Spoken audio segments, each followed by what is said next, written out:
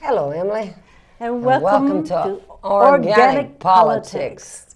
Today we have a special guest on the line who is coming to us from Montpelier, where some important work on hemp is going on. So we have Robb Kidd. Are you there? Yes, I am. Glad to hear you. Robb I wish I could be in person, but... Yes, that would be great. But Robb Kidd works with rural Vermont, and he's going to give us an update on what's happening with S-157, is it? The hemp bill? Correct, S-157. That bill, when it passed out of the House Agriculture, voted astonishingly 11-0. So not a single person voted against it. However, we thought the House Ways and Means Committee was just going to take a quick little look at the bill, because anytime any legislation has anything to do with a tax or registration fee, it has to go through this committee automatically. And so apparently a couple of folks who are kind of like questioning the policy behind hemp contacted the Joint Fiscal Office and stated that wanted to see how much it would cost to actually require testing of THC levels of hemp plants. And they were basically told from the Department of Public Safety that it would cost them $100,000 to purchase equipment and $100,000 to pay somebody to do that, to be trained to do that, which is kind of crazy because every statistic I've been talking to with folks with Vote Hemp nationally and some people within Health Canada and other folks who do private testing, that testing can only cost between $150 to $400, depending on the amounts that you're testing. Robb, I've been so happy all weekend, so hopeful that we could actually begin this important work of restoring the hemp plant. And then this morning to talk to you and hear such an astounding, stupid hurdle towards against something that will help us so much was challenging, to say the least. So you called somebody and you had some more testimony today? Yeah, well, the word that we received from one of the legislators who's very, very supportive of the issue, Representative Teo Zagar of Barnard, he's a very big advocate of the issue. He told us he's got word from the committee that they're going to pass that out still. But the problem is we're right down to a tight wire of the legislative calendar, and there's like 18 other issues that they're trying to put through in here, so we're going to believe it when we see it.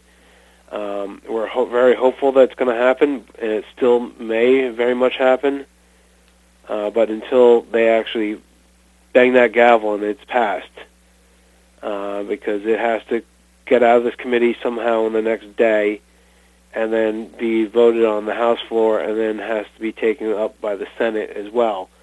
Can you tell me who is putting that hurdle in place? Is it Brannigan? That was one of the persons who's addressed concerns. Brannigan was one of the ones who had addressed concerns, and another representative, Condon, had addressed some concerns.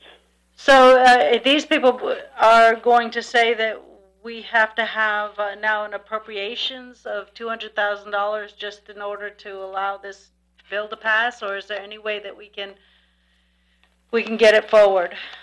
It sounds like, I mean, look, what I've basically heard is we've addressed some of these concerns, and this is just some type of delay tactic, and we think it will be able to go through anyway, because the Agricultural Committee took testimony from all these individuals. The Agency of Agriculture took testimony from the Department of Public Safety, and there was not one mention about this. And there was not one mention about any of these issues, and up until all of a sudden this point at the 9th hour. So 11th hour. The 11th hour. We have a 12-hour clock, not a 10-hour clock. So is there a possibility that they'll have so many things to do that they'll busy it up so they don't get to it? Yeah, I mean, that's what it is. It's very challenging because even like today, also since we're talking about organic politics, the House Judiciary Committee just voted out the GMO labeling bill. So that's going to be on the House floor, a debate this week, on Thursday. So that issue is going to be taking up a lot of debate. There's going to be even debate regarding the Death with Dignity bill that's out there. There's still going to be some floor votes on the budget bill, which apparently the word was just that the legislature and the governor come to an agreement on that. So there's a lot of prioritized legislation that's out there. Right. So what can we do or the viewers do to push that forward from this side? I mean, any viewers who are connected to their local representatives and they see this as a priority issue, it's always helpful to contact their representatives. So the State House phone number is 802-828-2228. The one thing is, if anybody does call, you're basically asking them to identify who the representatives are. And so if they don't know, if somebody doesn't know who the representatives are, they can simply go to the Vermont Legislative website, which is www.leg.state.vt.us, and there have the contact information where you can find out who their legislator is. And then also tell them that you would like to see S-157 passed, and they have to leave a message. It seems absurd that we have to beg them to do the right thing, and it seems absurd that they'd go home before it was done, Rob. Yeah, I mean, it's absurd that we have so many of these different issues that you're right, that are just almost no-brainers to us. The thing I'm quite positive about is the Agricultural Committee passed it 11-0. The Senate Ag Committee passed the original part. The Senate as a whole passed this original bill out as with a voice vote, with no debate, no argument over it. So, I mean, we've gone from a long way where, in other parts of the state, other parts of the country, where you see the hordes of law enforcement coming in saying, this is bad. At least we have a great state whose representatives who are easily, advocating for this.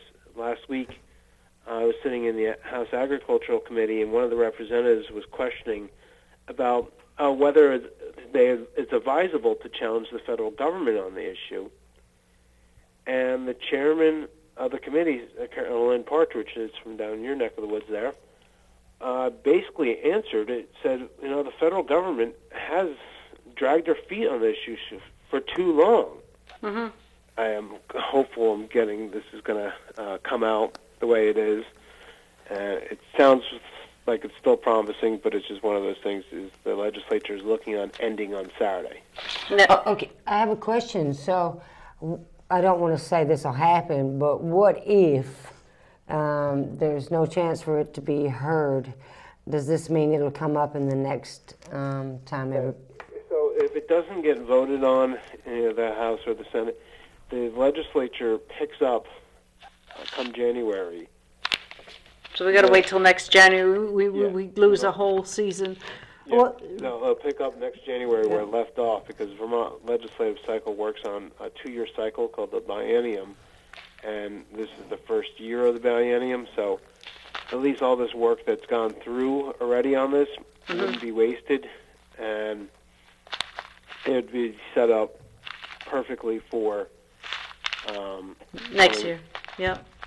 Robb, kid from rural Vermont, thank you for joining us and giving us and all your hard work. And this hemp is really a guardian species for the human, and we can't say enough good things about it. And for everyone listening, call your representative and begin to grow it. Thank you for your time. Yeah, thank you very much for having me on. I look forward to maybe we'll have some celebration coming up. Sounds good. Right. Which is, by the way, tentatively June 5th in Brattleboro, Wednesday. Yes. Excellent. And you may be coming with us on the trip to Canada? Yeah, it all depends on this stuff. So. On how it goes. Yep. All right. Okay. Thank you, Robb. Yeah, Thank you. Bye-bye. Bye. Well, I find it so frustrating to have a ruling class that designates what we do and what we don't do. I find that a huge problem that I want to grapple more. I can't find the button. There. Excellent. I want to grapple that more in our show. The problem of having a ruling class over us. But for now, we're going to go to our next segment, which is the Animal of the Week. Today's Animal of the Week lives in here. You might think, how could we be so mean to put an animal in this box with these tiny holes? Well, here, let me show you.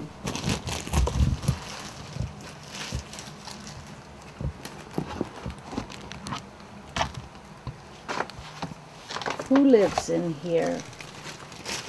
Did anybody think what animal could live in here? These animals. There we go. You see some? We've got many pets in here, really. There's some there. No. Find some. I'll drop the camera in here. Come on, babies. There they are. Yep. You see them? These are pets of the week.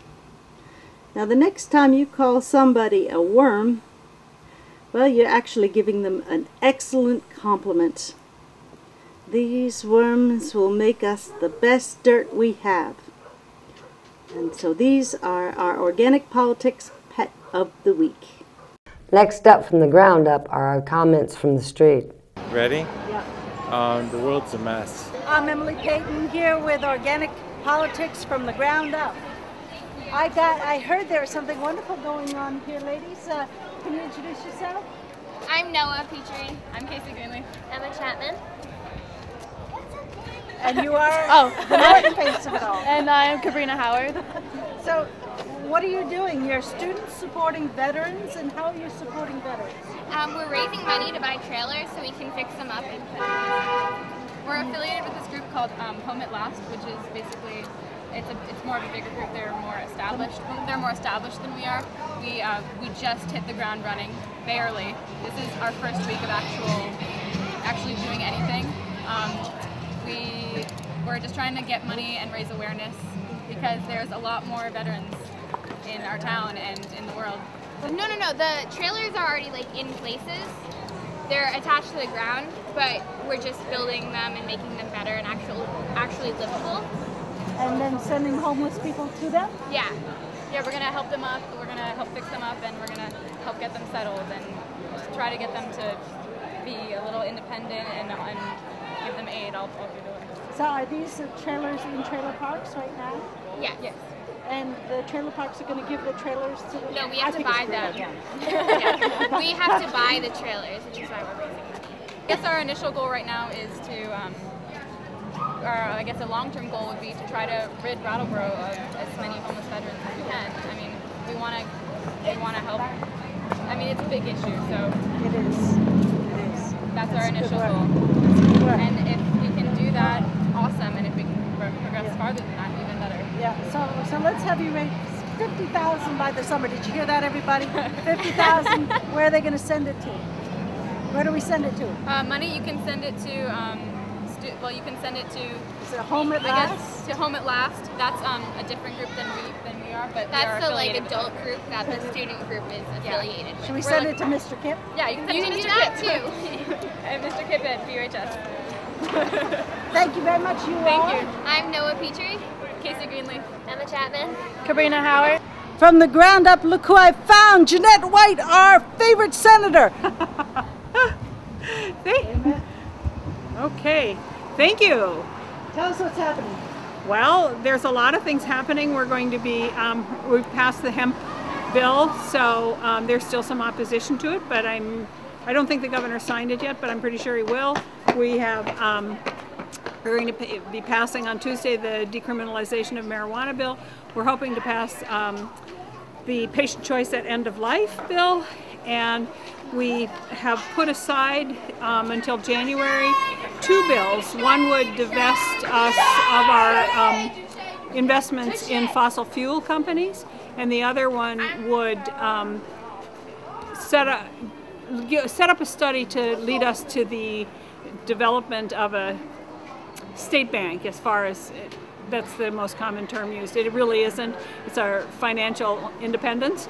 But we've put that aside because there's a couple of private initiatives that are happening this summer, and we want to be able to help them inform us in our decisions in January. So those two issues will be taken up in January again. And there's a lot of things going on up there, and I hope people let us know when. And we did tax satellite TV, just as we tax other TVs. And so for those people who are very unhappy about us taxing their TV, they should know that all cable TV people pay a tax. And I don't know what else to say. Any other favorite bills that come up? Let's see. Favorite bills? No, we've done a lot of them. We've done very many of them. We've campaign finance. We think we're going to be able to get this year, and we've redone the election laws. Not to some people's satisfaction, but we have made a start at it. So, is there an awareness? And repeat my question after me because I'm behind.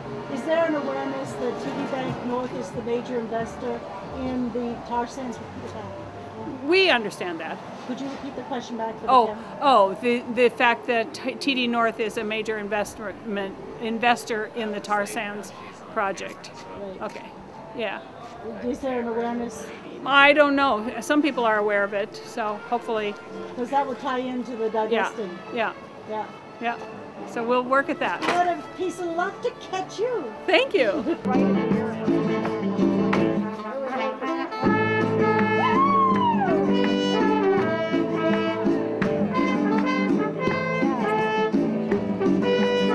Speaking with Amber LeMay. Hello, Amber. Hello, hello. I'm from the House of LeMay, and we're actually from Beaver Pond, Vermont, and that's up in the great Northeast Queendom, for all you people who aren't sure about that. Oh, I cannabis as much as I can. Yes, I do. I love the idea of being able to smoke. I love the idea of the hemp products. We need more hemp products. Absolutely. We could save our entire future with hemp. Or we could support oil corporations. No, we can't. It's killing the planet. We don't want to do that. No, No. Just kidding. Just kidding. Definitely. But, you know, it's also very nice. In Burlington, they aren't that strict about laws. That's good. You know, That's good. there's other things to take care of. Yeah. And I think I'm going to go get healed right now. Thank you, Amber. Thank you. By the way, I am Amber LeMay from the House of LeMay, and we also represent the League of Drag Queen Voters. And our motto is, don't blow it, vote. Go into that voting booth, pull that curtain, and do what comes naturally.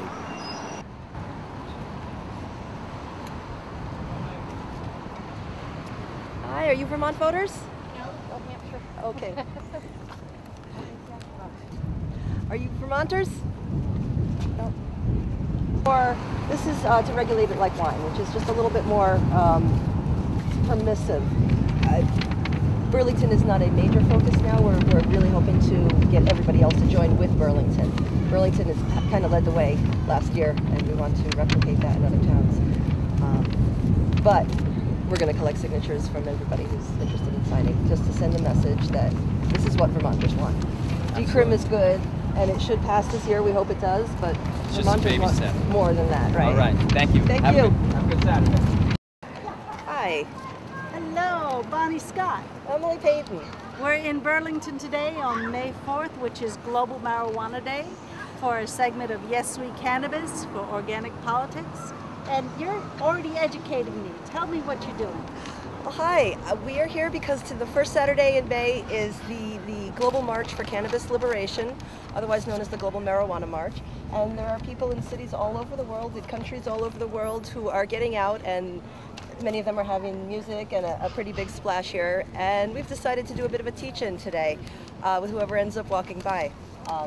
Want to talk about legalization in Vermont. I have petitions for town meeting day, so people could join us to send a message that Vermont wants legalization, not just decrim. And information about Ibogaine. Ibogaine.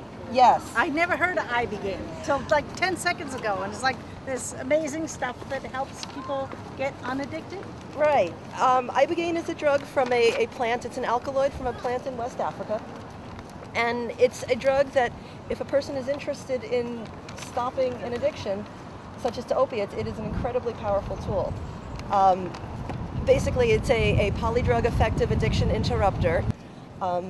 After this 36-hour treatment, a person's tolerance to opiates is reset, their cravings are gone, and they have completely gotten through the normally very painful and very difficult withdrawal symptoms. Which is a sort of an interesting conundrum, because you have to be very careful that people aren't going back into the amounts that they had.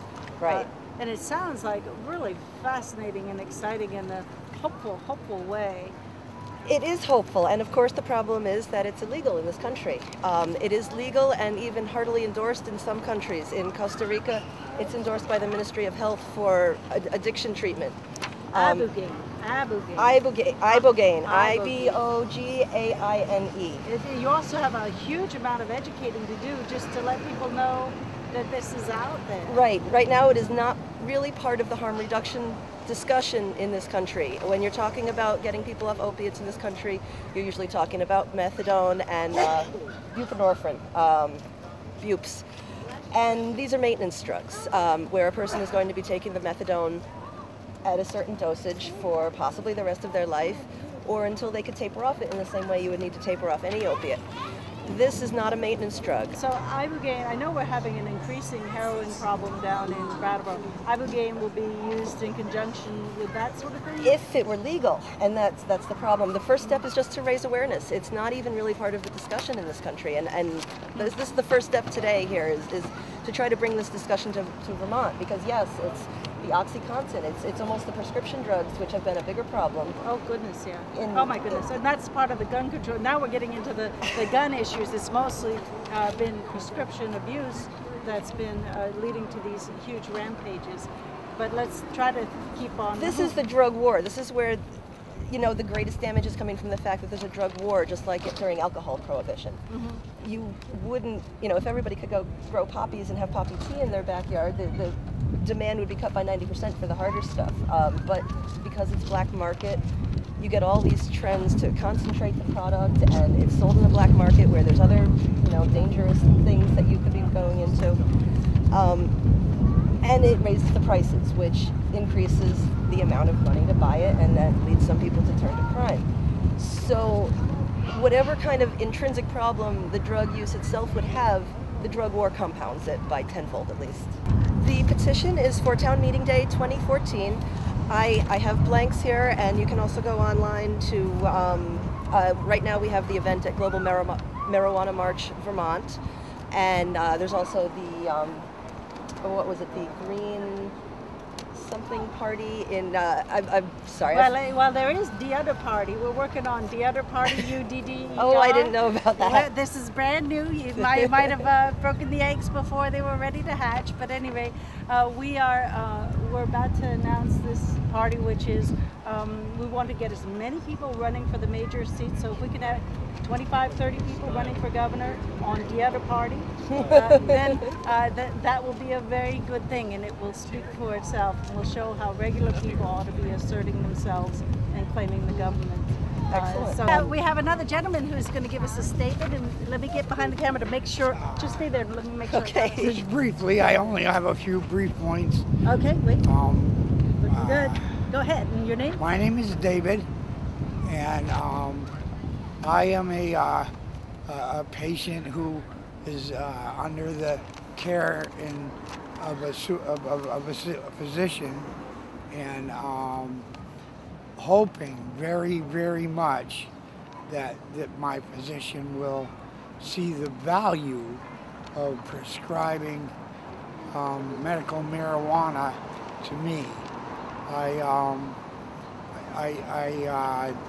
struggle with alcoholism, and when I smoke pot, I don't want to drink. And that's not the only that isn't the only factor. It increases my appetite, helps me to eat. It relieves fatigue. It brightens my spirit. It's the best antidepressant you could ask for? Attitude adjustment. Hey, yeah. Excuse. Are you running into a problem with getting? No, I'm not. A recommendation? I'm not sure where the process is in the legislature. I think that they've selected a couple of different sites, but I'm not positive. That's how to actually get it. You can still go get a card, even though they haven't worked out. But and I'm pretty sure that that my doctor will see the benefits of medical marijuana with me, because I've taken the gamut of antidepressant medications and the whole gamut. And you know, I mean, every day I turn on the TV and it's, have you taken Topamax? And now you suffer this side effect. All right, Mother Nature isn't, you know, conducive to that kind of. You know, I ain't gonna have to worry about that. And it helps me. It's AA. It's attitude adjustment. If I, you know, take a couple puffs in the morning, I'm good. I'm ready to go. We have a surprise to announce, an announcement that is going to hopefully change your life for the very much better. Kathleen, myself, and Denise Ward, and some others, the whole posse of people, are planning a new party. Do you want to announce what the name of the party is? I utterly don't remember.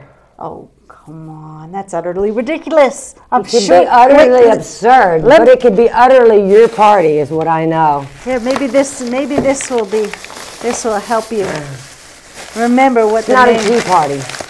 Not a tea party. Not a bad party. Not a bad party. Not an utterly ridiculous party, as you might think, as these utters might imply. There we go. I believe it's the other party. No, it's the other or utter? It's the other party. Oh, utter. Okay. These cups have Vermont in the middle of them. And here's to the other party. And you'll hear more about it from Organic Politics. Here's to you at home. Thank you for joining us.